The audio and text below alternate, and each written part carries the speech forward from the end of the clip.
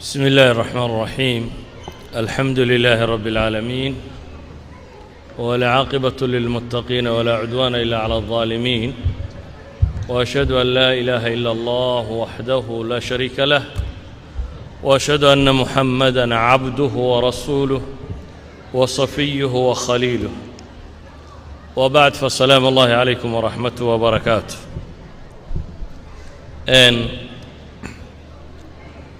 موضوعا كان كصابسيسن مهمة أما مدنانتا أي leedahay luqada hooyo marka loo eego barbaarinta caruurta. mala waa mas'alo ku fiicneed qof luqawi inuu ka hadlo, linguistic qof ah inuu ka hadlo, laakiin walaaladu xaggaygu may soo riixeen inaan tilmaamo. waxaan isku dayi doonaa inaan waxoogaa ka tilmaamo. marka ugu horeysa, afka waxa la yiraahdo waa nicma min an-ni'am al-kubra, waa nimco weyn oo ka mid ah nicmooyinka waaweyn ee Ilaahay bixiyo subxaanahu wa ta'aala. waa shay quraanka Ilaahay inoogu tilmaamayo in lagu karaameeyey aadanaha. sida ogeed baa Ilaahay subxaanahu wa ta'aala quraanka wuxuu leeyahay wacallama aadama al-asmaa'a kullaha ثم عرضهم على الملائكة فقال أنبئوني بأسماء هؤلاء إن كنتم صادقين. آدم markuu rabbi inuu muujiyo awooddiisa iyo maqdiradiisa, oo malaa'igtu markay warka ka keentay qadiyadiisii, ayaa Ilaahay subxaanahu wa ta'aala wuxuu leeyahay wacallama aadama al-asmaa'a kullaha, magacyada dhammaantood. الأسماء وأصل اللغات، يعني اللغة مقعية كبلابنتا وحكى لو اسكو حد. آدم بالله بري مقعية الدمان تود بيتنا ملائكة اللي يري فضلوا كورما الرماها كان مركز عد يستنين أنا يو قرنين. إذا وحيابي إلهي آدم كرامي لغة كميدا، وحكى له إلهي القرآن كينو قلت المام يا لغة وين يتهاي من قلت شيء شاء الله نمعين كوكو قلت شيء أنا يينيت. ورب سبحانه وتعالى وحلي الرحمن علم القرآن خلق الإنسان علمه البيان. خلق الإنسان علمه البيان. صدح شيء بقى إلهي هل كانوا قوم النشيكتي أدنها مدوين القرآن كبري كلا بعدنا وخلق جودة وإيجاد جودة. خلقكم من نطفة إن إلهينا جاء أبوري ونعمة. ثالث الأمر وعلمه البيان، فإذا هو خصيم مبين بإلهي آيات كلا نكت المامي. خلق الإنسان من نطفة فإذا هو خصيم مبين من أبانا أدينك كأنه كي وحدين كريي. إلهي وحلي آدنه وحنبري البيان، waxa naftiisa iyo dareenkiisa ku jira inuu cabiri karo, inuu dadka inta kale communication xidhiidh la samayn karo. quraanka Ilaahay markuu uu sheeganayo aadanaha galladda waxa ka mid ah wuxuu leeyahay alam naj'al lahu 'aynayni wa lisaanan wa shafatayn. bini aadamka miyaanan u yeelin baa Ilaahay yidhi laba indhood oo wax ku arko iyo carab iyo laba dibnood, yacni awoodda hadalka miyaan la siinin. سادراديد با إنسانك من أغلى صفاته اللي صفة يوحى كمدة إنه يا حيوان ناطق بيد هذا حكي قد يسيء نولها كلا، وهيدا هذا نسوى حيوان ناطق ومد هضلية نطق. أما هذا الهضو ماشي مادنا هذا الكفكرة بكرشة. وحكى له إلهي القرآن كأنه قلت الماما يا هذا الكو كلا قد يسنى إلهي نسيء إنه آية من آيات الله هي. ومن آياته خلق السماوات والأرض واختلاف ألسنتكم وألوانكم إن في ذلك لآيات للعالمين. إلهي وحلي آيات كيسا وحكمده عرك يدلك إنه أبوري آيات كواوين إن ربي بكمت وحكى له آيات كواوين سيدا عرك يدلك وكلا كمده اختلاف ألسنتكم بإله إليه. عربدينا ويسويداريي more languages hadalladan tirada badan leh xawaalay 7,000 iyo dheeraad bay gaadhsiinayaan dadyowga linguisticska ka warrama qaarkoodna ilaa 5,000 waa hadba sida loo tiriyo oo lahjaadka qaarkood ma luqooyin baa mise waa hal luqo unoo lahjaadkeed weeyaan min 5,000 ilaa 7,000 tiro u dhaxaysa ayay ku tilmaamaan ilaahay markaa wuxuu leeyahay aayaadka waaweyn ee ilaahay waxaa ka mid ah wakhtilaafu alsinatikum waalwaanikum ina fii dalika laaaayaatin lilcaalimiin arrinkaasi waxaa aayadi un ugu sugan tahay baa ilaahay leeyahy kuwa aqoonta leh waayo aqoontu waa waxa ku garadsiinaya qiimaha hadalku uu leeyahy cid afkeeda nacday haddaad aragto waa aqoon darro ilaahayna wuxuu leeyahy ikhtilaafu lalsin waxaa lagu garanayaa qiimaha uu leeyahy oo uu aayad ku yahay dadka caalimiinta ah unbuu yahay baa ilaahay leeyahy subxaana wa tacaala haddaba afku waa waxa bini aadamku ku wada xidhiidho afku waa waxa communication waa waxa xidhiidhka bini aadamku uu ku dhaco haddii aan afka lala yahay macnaheedu wuxuu noqon lahaa qof wal oo bini aadamiba inuu ku jiro xabsi infiraadiya sal keligii inuu ku jiro jeelasha marka la isku xidho jeelka kuwa sii rabsho xabsi kaloo lagu sii xidhaa jiro jeelka ku sii guda yaalla jeelka gudihiisu macnihiisu waxa weeyaan dadweynihii baa lagaa soo xidha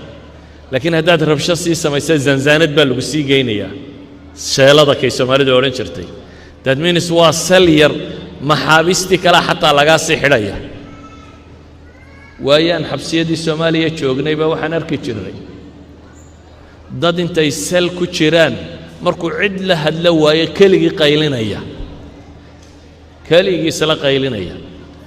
haddaad weydo cidaad communication la samayso cidaad la xidhiidha cidaad la hadasho waa nooc min alxabs waa qof xabsi ku jira hadalku waa waxa qofka bini aadamka ay fikraddiisa iyo waxa madaxiisa ka guuxaya dareenkiisa xanuun iyo farxadkay tahayba wuxuu dareemayo waa wuxuu ku dhiibayo waxaa garan kara luqada qiimaheeda qofka abkamka ah dadkan afka iyo dhagaala qof bini aadam oo ku hor joogo wuxuu dareemaya aan odhan karin waxa madaxiisa ka guuxaya aan sheegi karin siduu wax u arko aan kuu caddayn karin afkaar iyo mashaacir iyo waxba toona aan isweydaarsan karin afku waa weelka sida xadaaradihii ummadda iyo dhaqamadoodii dadkii dhintay waxa qura uu inagu soo gaadhayaa waa afkii la qoray afku intaa waxa dheere uu leeyahay mutca fanniya waxyaabaa lagu raaxaysta buu ka mid yahay gabayadan iyo suugaantan iyo tacaabirtan quruxda badan leh mutca fanniya bay leeyihin haddaba haddii afku guud ahaan waxaasoo dhan wadaago af kasta ood ku hadasho alfalaasafa waalmufakiriin waxay tilmaamaan kaalinta qowmiyad kasta ama ummad kasta ama shacab kasta afkeedu uu u leeyahay marka loo eego xagga nolosheeda dhasheeda kobcintiisa ilaalinta qiyamka iyo valueska iyo waxay aaminsan tahay dhammaystiranka shakhsiyaadkooda afku meel adag buu kaga jiraa bay leeyihin walidalik buu wuxuu leeyahay filosofkii la odhan jiray herder almaaniga ahaa luqada ama afka aabbayaashiyo awowyadu waa khasnadda ay ku jiraan buu leeyahay shacabku wuxuu hanti lahaayoo dhan afku waa khasnad lagu kaydiya buu leeyahay ummad ama shacab wuxuu lahaa ee afkaarah ee caadooyinah ee taariikhah ee falsafad ah ee diina bale wuxuu leeyahay luqadu waa wadnaha shacabka wadnuhu waa meelaha ugu qaalisan jidhka bini aadamka ee dhiiggoo dhan gaadhsiiya wuxuu leeyahay afku waa ruuxda ummade ay leedahay isu gudbiso filosof kale oo fikhta la yidhaahdo ayaa isna wuxuu leeyahay afku waa xadhigga isku xidha qoomiyadaha buu leeyahay ummadda xadhigga qura isugu xidhani waa af walidaalika bay culammadu waxay dhahaan luga waa jaamicatun raabitatun bay idhaahdaan waa waxa kulmiya ee isku xidha bulsho ayuu afku yahay markaynu afka ka tallowno markaas aynu tagnay afka hooyo hadduu af oo dhammi sidaa yahay afka hooye muxuu yihi horta afka hooye waxaa la yidhaahdaa waa afka aan dugsi loo tegin ee guriga laga barto afka hooye maaha mid inta iskuul loo tago bugag lagu soo qoro asliyan qofku afkiisa hooye wuxuu kala kulmaa maxay gurigiisa aabihii iyo hooyadii iyo walaaladii iyo xaafadda uu degan yahay buu kala kulmaa afku waa hantida ummadi ay leedahay afkaaga hooyo waa hanti sida waxaad dhaqan aabbayaasha iyo awowyada lahaayeen waa afku waa hantida sida dhaxal iyo hiddo wixii adowgaa ka tegey dadkaad ku abtirsanaysay shucuuban wa qabaa'ila baa ilaahay tilmaamay shucuubta aad ka tirsanayd wixii dhaqan iyo hidde iyo aragti ay lahayd afkaaga kuu sida afkaa haddaad weydo macnaheedu waxa weeyaan waxaad weyday heritage-kii tolka shacabkaa wuxuu dhaqan hiddo luqo falsafo afkaar caado lahaa waad luminaysaa afka waxa lagu gudbiyaa bay leeyihiin aqoonta dad leeyahay iyo waayo aragnimadiisa ayuu jiilka faca weyne faca yar ugu gudbiyaa afka hooyo waa waxa isku xidha bulshada keeda weyn iyo keeda yar afku waa xadhigga qura ay wadaagta baynu odhan karnaa ummadda isku aragtida ah waayo afku values ku abuuraa qiyam ku abuuraa afku waxaa lagu tilmaamaa maadaama uu caynkaa yahay ayaa quruumaha ummadda ka dhaxaysa ama UN-ka waxaan la yidhahaa jimciyadda quruumaha ka dhaxaysa 2003 waxay soo saartay xeerar cusub oo lagaga hadlayo hiddaha maguuraanka ama ummaduhu hiddaha ay leeyihiin ee lama taabtaanka ah aan maadiga ahayn qaanuunno horaa jiray oo UN-tu lahayd oo ka warramayay heritage-ka bini aadamka dhaxalkii aadanaha oo waa kuwan meelaha daarihii qadiimka ahaa magaalooyinkii gaboobay guryihii gaboobay waxyaabihii cajaa'ib tahay ee ummadii hore ka tageen waa kuwan yidhaahda waa dhaxal aadanuhu wada leeyahay ee ha la ilaaliyo 2003 waa la gudbo waxa la yidhi dhaxalku material qura maaha dhaxalka bini aadamku uu leeyahay waxa ka mid ah bay leeyahay afka sida awgeed waxa la soo saaray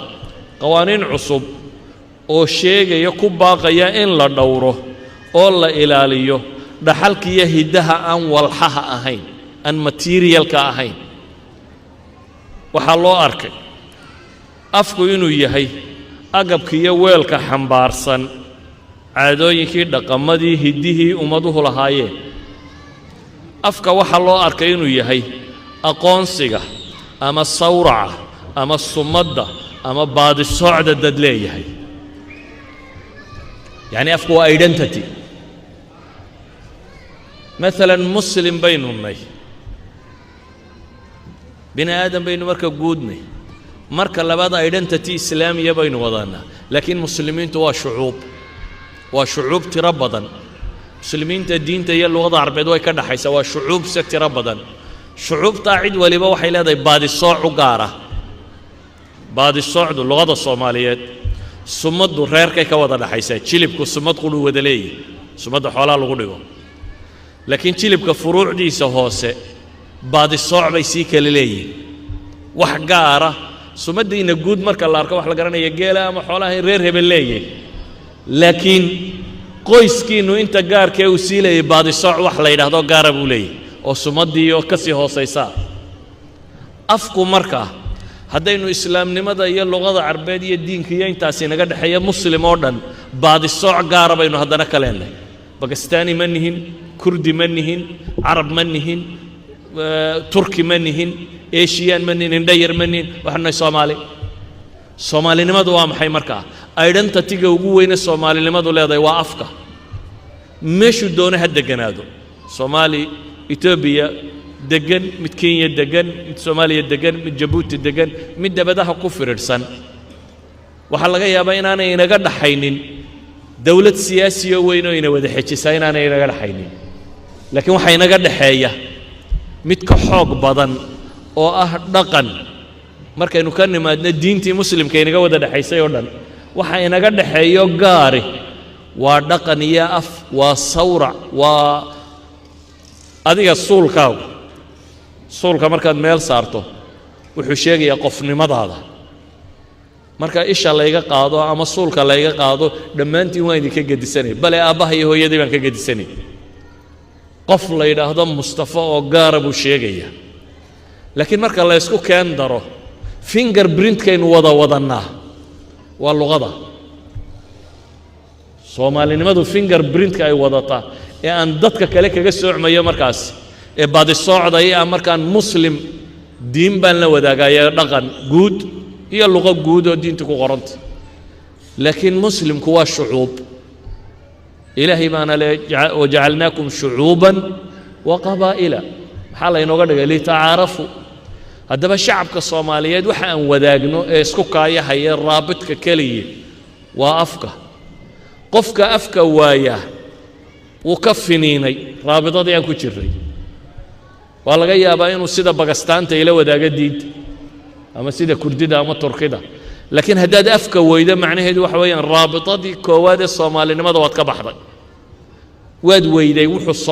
Soomaali ku ahaa Soomaaligu abtirsiin Soomaali kuma aha abtirsiintu aadam bay wada gashaa reer nabi aadam oo dhan waxa rasmiga ah reer nabi aadam inta kale kaga soocannahay waa afka sida awgeed ayaa United Nations-ku wuxuu arkay afafka in loo aqoonsado inuu yahay identity-ga ummad leedahay sida awgeedna uu mudan yahay in la ilaaliyo oo 2003 qaanuunkay soo saareen afka waxa loo arkaa inuu yahay taariikhda bulsheed iyo xusuusta ummadeed collective memory-ga ummad leedahay waxa uu ku kaydsan yahay taariikh kasta ummad leedahay afkeeda haya tusaale mahmaha Soomaaligu mahmahdu qiso kaamil bay ka tarjumaysaa laakiin saddex eray baa la oranayaa mahmahda laga soo qaatay saddexda eray qofka Soomaaliga markuu garta mahmahda macnaheedu waxa weeyaan qiso dhan oo buug lagu qori lahaa baa loogu soo koobay verbal society mar haddaynu ahayn inuu ku qaato one sentence kaasi novel aad akhri lahayd buu qisadeed ka metelaya mahmaha Soomaaliyeed qaarkood waa sheeko dheer dhacdooyin dheer oo laga warramay adduuni khatal buu yidhi aadan galeydh markaad tidhaahdo aadan galeydh iyo qisadiisa iyo qabaalka iyo waxa reeruhu isku dileen iyo xoolaha iyo dadka dhintay waa qiso dheer oo sheeko Soomaaliyeed ka mid ah taariikhdii Soomaaliyeed ka mid ah laakiin erayga adduuni khatal markaad maqasho qiso dhan baad xasuusanaysaa qiso kaamila ayaa adduuni khatal ku jirta qiso kaamila ba hebel caleentiisi baa caddaatay haddaan ku idhaahdo waa fairy tale Soomaaliya iska leedahay geed baa dayaxa ku yaala geed goba caleemuu leeyay qofku markuu dhimanayo 40 casho ka hor bay caleentu soo dhacdaa bay Soomaalidu tiraahdaa markay caddaato ba naftu ka baxaysaa bay dhahaan waa sheeko Soomaali dhan haddaan markaa idhaahdo ninka hebel caleentiisi baa caddaatay qiso dhan baan idin sheegay sheeko dhan oo Soomaaliya ay lahayd macnaheedu waxa weeyaan mahmaahuhu in Soomaaliyeed ba reeraan doonaya roob may ugu eriyay yiri يعني وقصة كاملة صوماليات أيو سنتنس كده ولذلك واحد هذا تاريخها ومضه دول كلاجا أوروريو ومضى تاريخ ده وكتشره يحسوس تدني أي وداكته وأفكاره هذا ومضى أفكار لومسه معناه هذا وحويان تاريخ لم بدلو منسه ولي بالصومالي مركاته هاي أديك وحبك ومقرأ taariikhdii عبد الله حسن oo dhan gabay baa laga hayaa in عبد الله حسن inaan xasuusan karno waxa keenay gabayadu ka tagay dad badan oo agtiisa la noolaayo boqortooyooyin Soomaaliyeed ah waxba laga ma hayo boqortooyooyin dhan oo Soomaaliyeed oo talin jiray oo dhul badan ka talin jiray baan waxba laga hayn in Cabdalla Xasanna sidii uu shalay noolaaba la wada hayaa maxaa keenay waxa keenay sumad iyo sawrac buu yeelay taariikhdiisii gabay buu ku suntay Soomaaliduna gabaygay qabataa taariikhda Soomaaliyeed ee qabaa'ilkeedii iyo istilkeedii iyo kala guursigeedii iyo wada noolaanshiyaheedii iyo wada degaankeedii meesha laga daraaseeyay ugu badani waa waxay gabay isu tirisay gabay kasto Soomaaliyeed markaan daraasaynayo macnaheedu waxa weeyaan taariikh umad lahayd qayb ka mid aan daraasaynaya taariikh dad lawlaha oo dhul degana oo qaab u fakarayay oo qaab u dhaqmayo qaab u noola ayaan daraasaynaya markaan adabkooda daraasaynayo adab اللغة الصومالية sida awgeed waxay leeyihiin afku waa aqoonsiga ama sumadda ama baadi socda ama sawraca dad leeyahay waa waxa lagu gartay lagu tilmaamsado ayuu ka mid yahay waxay leenahay afku marka uu heerka joogo afku marka uu heerka joogo haddaad ka go'do halku gabyaagi Soomaaliyeed ka lahaa gunta lagama jaro geed haduu ku gabood yahay buu yiri geedka aad harsanaysa hadaad gunta ka goyso dawaad hadwaayaysa afkaad dhaqan hidde taariikh dad nolol ummad dhan ku ahaa hadaad goyso waa nin geedku harsanayay gooyay qof geedku harsanayay gooyay ayuu la mid yahay United Nations markaa waxay u arkeen UNESCO waxay soo saartay 22 February inay dunidu u ictiraafto maalinta afafka loo dabaaldego afka hooyo cid waliba maalin ay xusto ayay iyagu ka dhigeen waxaanay warbixintoodii reportka United Nations ku soo saaray 2013 waxay ku adkeeyeen kuna tilmaameen inuu lagama maarmaan yahay afka hooyo lagu isticmaalo guriga iyo dugsiga bay yiraahdeen waa report United Nations soo saaray waxay leeyihiin dadka waxa lagama maarmaan u ah oo lagu adkeynaya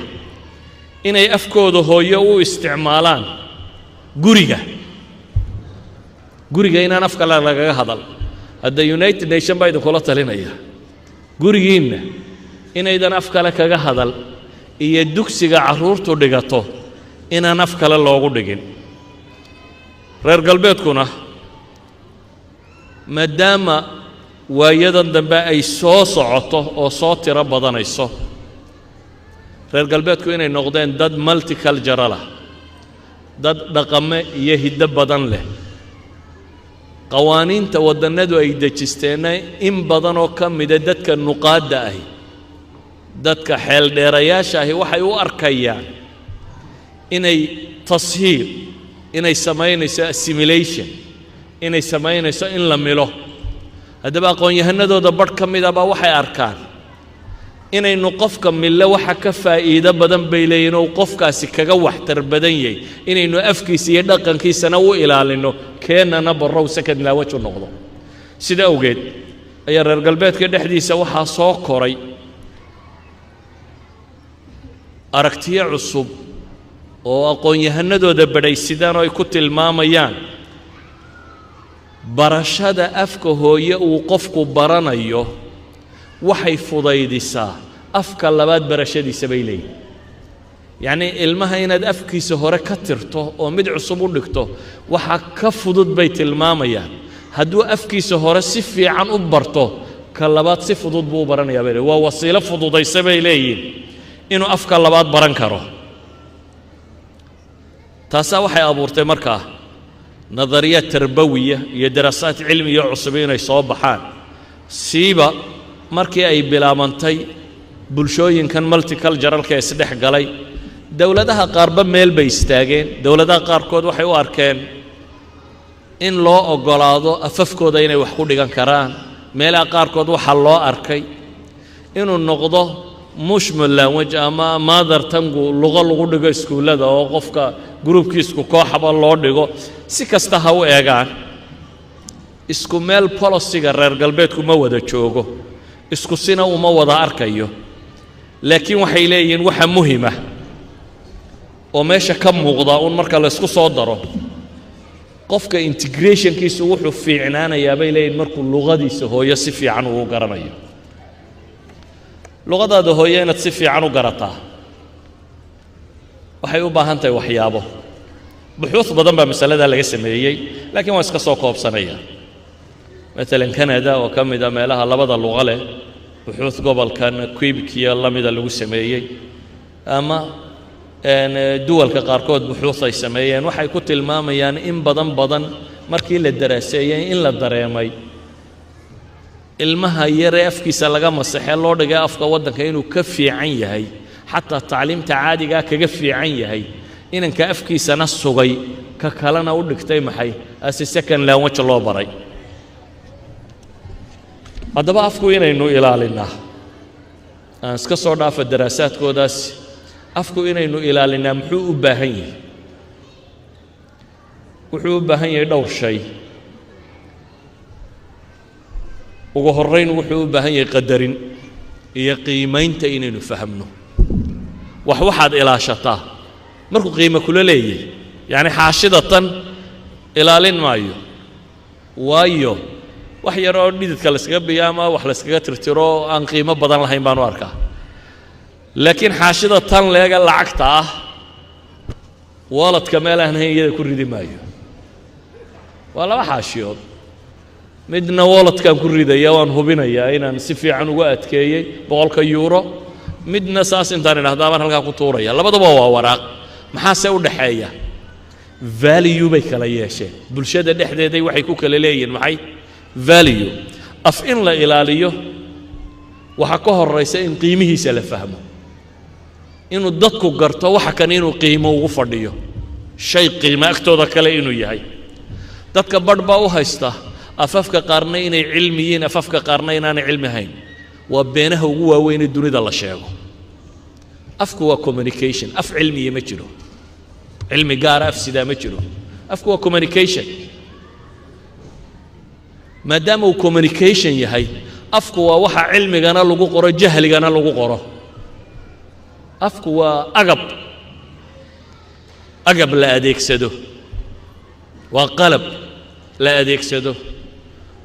oo haddii la rabo jaahilnimo iyo aqoon darraa loo adeegsadaa haddii la rabana cilmi iyo aqoon baa loo adeegsadaa sidaa awgeed bay waxay yidhaahdaan ummad waliba oo dunidan horu martay afkeeday ku horu martay bay yidhaahdaan daraase lagu sameeyey bay yidhaahdaan 500 oo jaamacadood ee dunida ugu sarreeya oo 35 dowladood ku yaala waa 500 ee jaamacadood ee dunida ugu sarreeya oo 35 dowladood ku yaala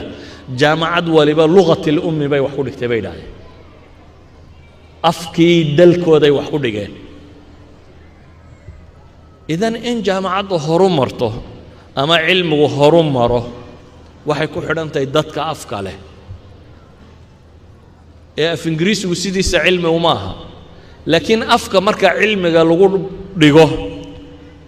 wuu koraayo kobca wuu bataayo biira wuu bararaayo xoogaysta maxaan saa u leenahay waxa ku soo kordhaya de terminology oo dhan baa luqa noqonaya مثلا terminology waa eray bixin مثلا macallimiintii tarjumay afkii Soomaaliga way kobciyeen af Soomaaliga weeyaan saddex group baan u rumaysanahay anigu inay af Soomaaliga wax weyn tareen marka laga yimaado dadka Soomaaliyeed ee caadiga ku hadlay groupka koowaad ee aan u arko in af Soomaaliga ballaadhiyeen oo wax weyn tareen waa culimadii hore muslimiinta ee Soomaaliyeed Ilaahay uu naxariisto culimada hore Soomaaliyeed waxay tijaabiyeen eray kasta oo kutubta ku qoran inay tarjamo saxiix oo Soomaaliyeed u helaan eray Soomaaliyeed oo u dhigma inay heli karaan naxwi ha noqdo usuul fiqh ha noqdo mustalah alhadith ha noqdo fiqh ha noqdo tafsiir ha noqdo mantiq ha noqdo waxay cilmi dhigi jireen oo dhan waxay ku dadaaleen inay sameeyaan tarjamada qaybo badan oo kamidi mustalahaat bay markii dambe noqotay eray bixin maadaama eray bixin noqotay waxa ay sheegaysaa in afki batay waayo eray bixintu dee waa eray luqadii caadiga ahaa macno ku lahayo macno labaad la huwiyo la geliyey marka wuu batay waa macnihii erayadaa la ballaadhiyey qolada labaad ee aan rumaysanay inay afka badiyeen ee hore waa wariyeyaashii soomaaliyeed ee hore idaacaddii raadiyo hargeysa raadiyo muqdisho b b c london kuwaasi warbaahintii soomaaliyeed ee hore ee af soomaaliga ku hadlaysay waxaa loo dhiibi jiray waraaqo afaf kale ku qoran inta badan ingiriisi ama talyaani ama wax la nooca ku qoran dabeetana waxay samayn jireen tarjama fawriya isagoo counterka fadhiya ayuu warqadda hortiisa taale af ingiriisiga ku qoran tarjamo fawriya ku samaynayay bale isagoo warka ku jira ayaa war cusub soo dhacaya isagoo qoran oo waraaqa loo dhiibaya isagoo kii hore wada war uu soo akhriyay maaha tarjamo fawriya oo isla markaas aan istaageen buu samaynaya waxay isku dayeen erayada warbaahintu dhammaanteed ay isticmaashay inay Soomaaliyeeyaan walidaalika bay af Soomaaliga ballaadhiyeen oo aad u tiro badiyeen waxyaabahan aadka wala cajabay waxa ka mid ah maalin baa Cabdilaahi Xaaji iyo dalmar iyo iyadoo laga warramayo af Soomaaliga waa kan iyo Cabdilaahi Xaaji wuxuu yidhi erayadii ugu adkaaday tarjamkeeda waxa ka mid ahaa erayga violence buu yidhi al-unf waxaanu af Soomaaliga ku odhan lahayn dalmarkani ag fadhiya wuxuu yidhi gacanka hadal aan idhaahno eray gacanka hadal la yidhaahdo af Soomaaliga kuma jirin laakiin dalmar baa soo kordhiyey dalmar baa wuxuu keenay gacanka hadal in la yidhaahdo oo loo adeegsado cunfiga idan warbaahintii hore Soomaaliyeed waxay isku dayday luqada Soomaaliyeed in luqa cilmiye ka dhigto oo ah waxay saxaafadu eray isticmaasho oo dhan inay u tarjumaan af Soomaali qofka Soomaaliyeed uu si fudud u fahmi karayo idan way ballaadhiyeen luqadii Soomaaliyeed qaybta saddexaad ee aanu haystay inay af Soomaaliga ballaadhiyeen waa macallimiintii Soomaaliyeed ee tarjamay iskuuladii Soomaaliyeed wixii lagu dhiganayay markii af Soomaaliga la qoray oo dawladdii Siyaad Barre ay qortay waxa la go'aansaday in dugsi hoose ilaa iyo dhexe af Soomaali uu noqdo waxbarashadu dhammaanteed waxa lagu tarjumay af Soomaali syllabuskii yaalay oo dhan macallimiinta tarjamada samaysay tarjama raaqiya waxay sameeyeen tarjumaad aad u sarreysa aad u xiiso badan iyana luqadii Soomaaliyeed way ballaadhiyeen waayo waxay ku soo kordhiyeen intaasoo af marka la yidhaahdo circuit waa mareegtu qool iyo mareegda xoolaha lagu xidhan jiray maqasha marka la lisayo idaha meesha lagaga xidho ayaa mareegtu ahayd qoolashuna ka yarar markay yidhaahdeen circuitiska mareeg iyo qoolal ay keenaan waxa ay sheegaysaa waa qoolka eraygii la odhan jiro macno kale la huuyey that means af Soomaaliga baa la ballaadhay waxaan uga jeedaa inaan idin tusiyo af cilmiye ma jiro af ingiriisiguna kama cilmi badnaa afafka kale laakiin afku marka dadkiisu ay inta isticmaalaan cilmiga geliyaan ee wax ku dhigaan ee iyagu aqoon yeeshaan ayuu afkuna kobcaa sida awgeed ma jirto ummad tidhi keen wuu ka yariyay cilmiga aan ka kala qaadana af Jabaanis xagee lagaga hadlaa Jabaan unde meel kale dunida lagaga hadlaad garanaysaa laakiin af Jabaanisku cilmiga dunida oo dhan maanta wuu sidaa bale way hogaaminayaan waayo dadkoodii baa go'aansaday inay afkooda ku qoraan maxay aqoontooda sadaradeed baa waxaan leenahay 500 ee jaamacadood ee dunida ugu sarreysa oo 35 dawladood ku taala ayay waxay leeyihiin dhammaantood waxay wax ku dhigaan afkooda ku dhigaan haddaba af cilmiye ma jiro dadka badba waa istaa haday inuu ingiriisiga iyo finishka baranay inuu cilmi bartay ninku af Soomaaligu saynu yahay waxde odayaal reermi iyo xagga degani gala raaca ay ku hadlaan sida ogeed cidii awoodi kari weyda inay afkeeda wax ku dhigto dhaqankeeda ku gudbiso dhasheeda ku tababarto cid kale u awooda inay afafkooda wax u dhigaan dhaqankooda bedelaan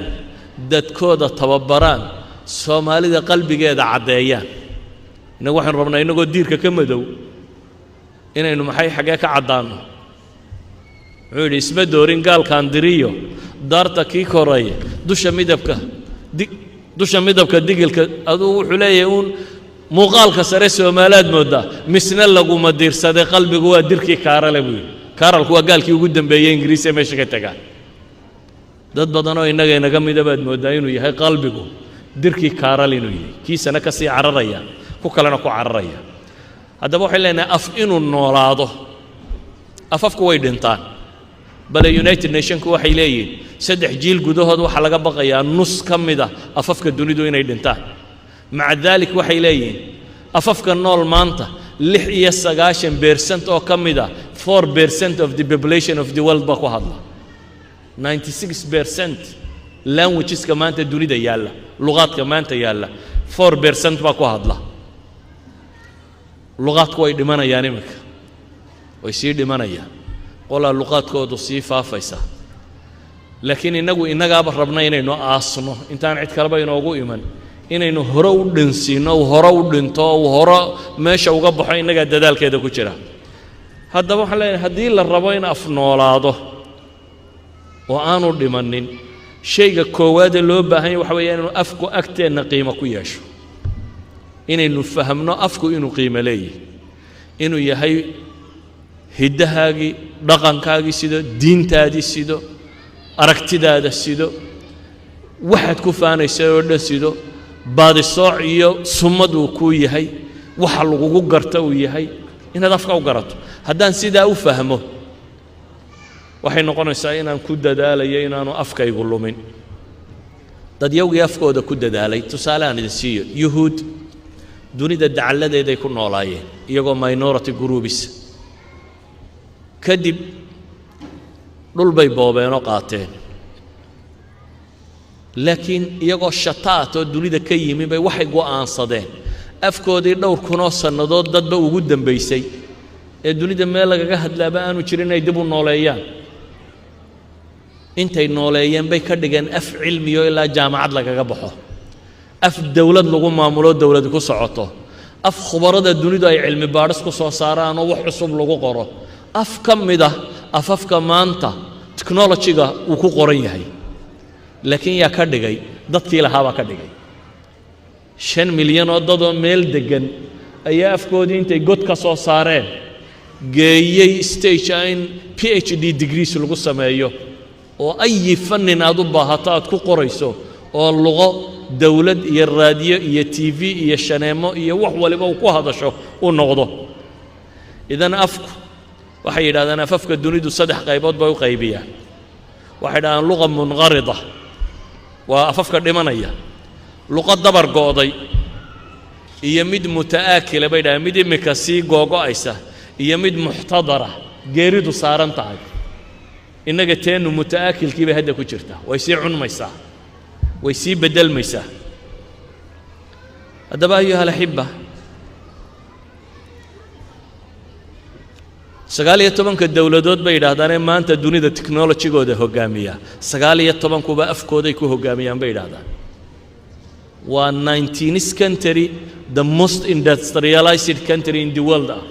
19 wadan bay yiraahdaan ee industry iyo technology iyo taqniyo maanta dunida ku hogaamiya 19 kuba afkooday wax ku dhigaan baa la yiraahdaa buxuusta cilmigaana luqadkooda lagu sameeyaa sida awgeed waxaynu u baahannahay inaynu dib u noqonno caalim lugawiyaat laba caalim oo baaxith luqada dadka linguisticska baadha Lambert iyo Bill la yiraahdo ayaa Canada Montreal ayay ku sameeyeen baaritaan majmuuca min al-atfal bay sameeyeen 10 jir ah group ay laba luqo wada yaqaaniin Faransiiska iyo Ingiriisiga groupna ay hal luqo wax ku bartaan hal luqo quray wax ku bartaan dabeetana waxay dhaayeen nataa'ijtii ka soo baxday waxa weeyaan groupkii labada af wax ku baranayay ayaa tacliinta iyo fikirkaba waxay ka sareeyaan bay leeyihiin groupkii halka luqo wax lagu barayay baxfigooda waxay ku gabagabaynayaan inay muhiim u tahay dadku afkiisa hooye inuu wax ku barto ta kalena inay u ahaato maxay luqad dheeraad oo bartay laba luqo inuu yeesho haddaba afkii dadkiisu ilaalin waayaan wuu dhintaa. intaa waxaan uga dan lahaa inaan marka hore idiin tilmaamo afku muxuu qiimo inoo leeyahay, waayo afka carruurta baraya haddaan idhaahdo asaydan rumaysnaynba inuu qiimo leeyahay, wax macno samaynaya inuu yahay aydan rumaysnayn dee bari maysaan.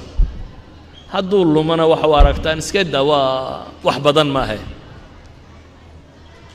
hooyaday baa sariirta taalla hadduu yidhaahdo waa iska af soomaaliyana u aragtaan say loox tahay meel la dhigay. afka waxaynu leenahay haddaba waa nicmadaasi keensanaysa wixii iga guuxayay maanta way hor fadhidaan. wax badanoo iga guuxaya dareenkayga waxaan idinku soo gudbiyey ee dadka kale uga imi waa xidhiidhka inaga dhexeeya luqeed. waxaan macaawa maantaba idiin hor fadhiya waa xidhiidhka afa inaga dhexeeyaba wuxuu keensaday wixii madaxayga ka guuxayey ama kombiyuutarkayga yar ku dhex jiray inaan isku dayo inaan soo guuriyo oo idin soo gaadhsiiyo. afku waa cod, dabeetana cod xarfaa, kadibna kelimaad sameeya, kadibna tarkiib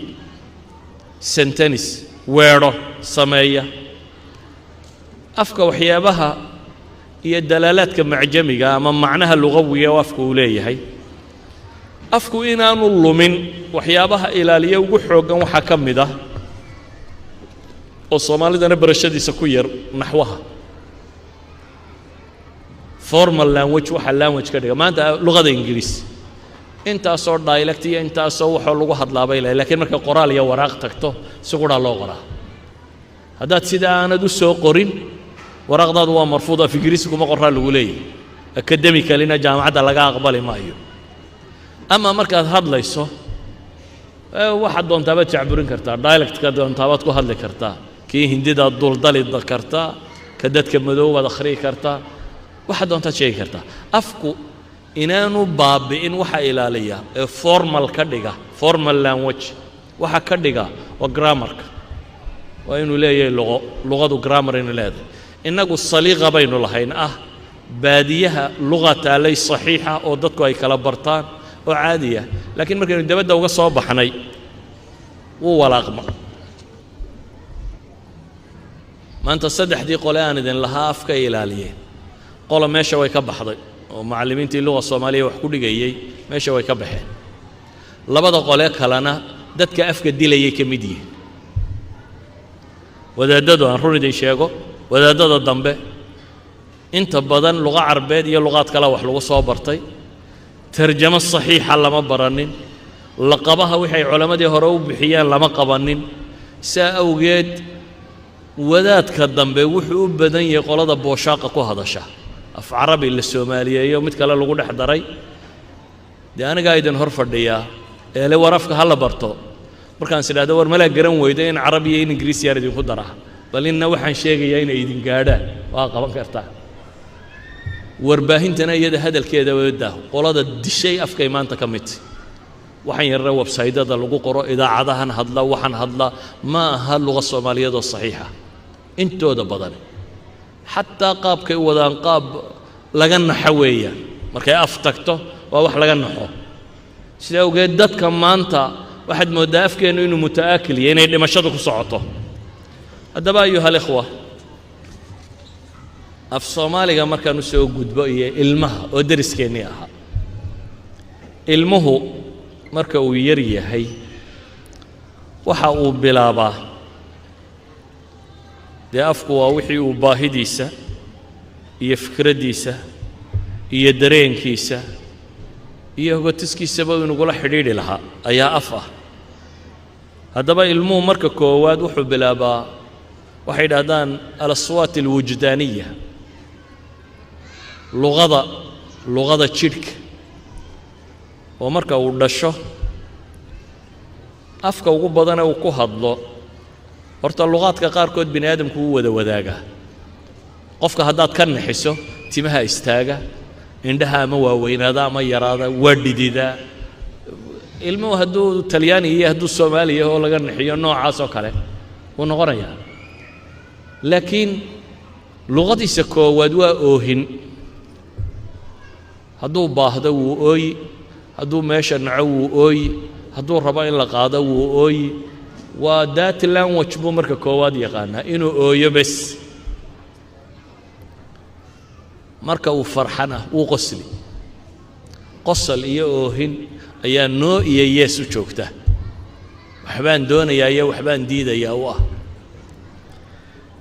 kadib uu ilmuhu wuxuu bilaabaa waxay ku tilmaamaan alaswaat almubhama codadka aan la fahmaynin oo waxay leeyihiin wuxuu bilaabaa inuu carabka iyo xanjarada iyo waxaan tajriba tababar buu bilaabaa deetana uu qayliyaa codad buu sameeyaa aan macno adiga agtaada ka samaynaynin isna bay leeyihiin aan macno badan u samaynaynin laakiin habay leeyihiin inuu bilaabayo nutqiga inuu barto oo tijaabiyo kadibna wuxuu bilaabaa muddo markuu joogo wuxuu bilaabaa inuu erayada fahmi karo laakiin aanu soo celin karin wuu ku fahmayaa waxaad kula hadlaysaa wuu garanayaa waad la hadlaysaa waad u qoslaysaa wuu kuu qoslayaa laakiin kulama hadli karayo wuu kuu jawaabayaa laakiin kulama hadli karayo fahamkaa bilaabmay wuu ku fahmayaa waxaad sheegayso laakiin kuuma jawaabayo wakhti markuu soo gaadho wuxuu bilaabayaa inuu eraya yidhaahdo kooban oo makhaarijta qaar ka qaldan tahay meelihii xarafka uu ka soo baxayaa qaldan laakiin wuu isku dayayaa markaasi erayadaa hooyadunbaa fahamta dadka kale inta badan ma fahmo waxaasuu doonayaa siiya bay tidhaha ama waxaasuu yidhee siiya wuu hadlayaa laakiin hadalkiisa cid kale ma garanayso wuu soo wadayaa jumal ma odhanaya erayo kaamiluu odhanaya caano buu ku leeyahay caanuu doonayaa laakiin waxba kale ku dari maaya caanuu leeyahay wuu erayuu baranayaa waxay yidhaahdaan marka uu yahay wakhtigaasi ee sanawaadkaas uu soo gaadho 2 jir markuu soo gaadho almost ayuu hadalka caadigaa soo bilaabaa wuxuu wakhtigaa haystaa bay yidhaahdaan ilaa 900 oo eray ayuu sanadkiisa saddexaad garanayaa bay yidhaahdaan 900 ilaa 1500 oo eray sanadka afraad markuu gaadhana ilaa 2500 oo eray buu garanayaa bay yidhaahdaan dabeetana erayadu way soo biiraan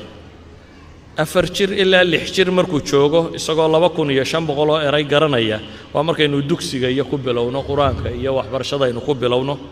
oo uu afka soo bartay koritaanka afku wuxuu socdaa bay yidhaahdaan inta badan ilaa iyo 12 jirkiisa 6 jir ilaa 12 jir weli afkiisu wuu koraya furuqaad fardi waa jiraan oo dadku waa kala yara intelligence yahay ragga iyo dumarku waa kala horbaran yihiin afka waa kala horbaran ogyihiin waxyaabo noocaas u dhaxeeya baa jira laakiin waxaynu leenahay ilmuhu meesha uu afka ka bartaa waa guriga waxaynu u baahannahay gurigeennu inaan af Soomaali waxaan ahayn lagaga hadal af Soomaali waxaan ahayn inaad guriga kaga hadal ilmaha markaad adigu wuxuu sheegaysaa inaad af Soomaali ugu sheegtid isagu markuu wax kuu sheegayo inaad ogolaato in af Soomaali kuugu sheego aad se dhegaysato xataa hadduu jajabinayo u dulqaado ha ku qoslin meesha saxiis u baahan aad sixi karto sax laakiin ogolow inaad dhegaysato waayo qofku haddaanu practice badan samaynin afku wuu ka lumaya ilmaha waxaan ku soo gabagabaynayaa leeyahay luqadiisu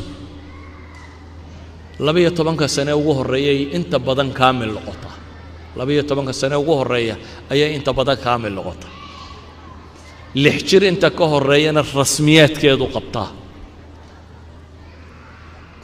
haddaba qofkii raba inuu ka baxo Soomaalinimada qofkii raba inuu ka baxo Soomaalinimada oo cid kale ku biiro kaasi waa go'aan kale qofkiisa raba inuu Soomaali sii ahaado isaga iyo ilmihiisu waxaan leeyahay identity-gaaga koowaad ee lagaa raba inaanad lumini waa af Soomaali hadduu af Soomaaliga si fiican u bartana afka labaadna si fiican buu u sugayaa weliba tacliintiisa waxbarashada saa akademiga buxuusta ay tilmaamayso uu ku fiicnaanaya si wanaagsan ayuu wax u baran karayaa hadduu afkaa lumiyo wuxuu lumiyey dhaqan iyo taariikh iyo hidde iyo sawrac iyo summad ummadi lahayd wuxuu ka baxay identity-ga dhammaantii uu ka baxay saynu xagga waraaqaha ugaga baxnay ayuu dhab ahaan uga baxay oo cid kale oo aan la identity ahayn buu ku biiray haddaba ugu dambayn afku waxaan idin leeyahay waana af muslim markaan leeyahay mustalaxaadkiisa eray bixintiisa waxaa ka buuxda diin haddaad maanta istidhaahdo afka qoladan diin ku sharax garanba maysid dadka waxaad ugu sheegto haddii la yidhahdo science ku sharax waad ku sharxi karaysaa way uu ku qoran yahay eray bixintiisii iyo wixiisii waad helaysaa laakiin terminology-gii diineeda islaameed heli maysid waayo dadkan muslimiin maaha si af Soomaaligu waa af muslim waa af sida islaamku wuxuu ahaayoo dhan qofka muslimka ah Soomaaliga erayada diineed ee loo sheegay af Soomaaligiisa ku biiray ee kuwa ku batay kamida af Carabi ciidaasi ka badan yahay waxaan ku soo koobayaa markaa anigu ma ahayn nin linguisti ah oo cilmiga luqadka bartay waa idin buhabuheeyo wuxuun baan rabay inaan idhaahdo warafku waa wax weyne iyo idin ka lumay wassalaamu calaykum waraxmatullahi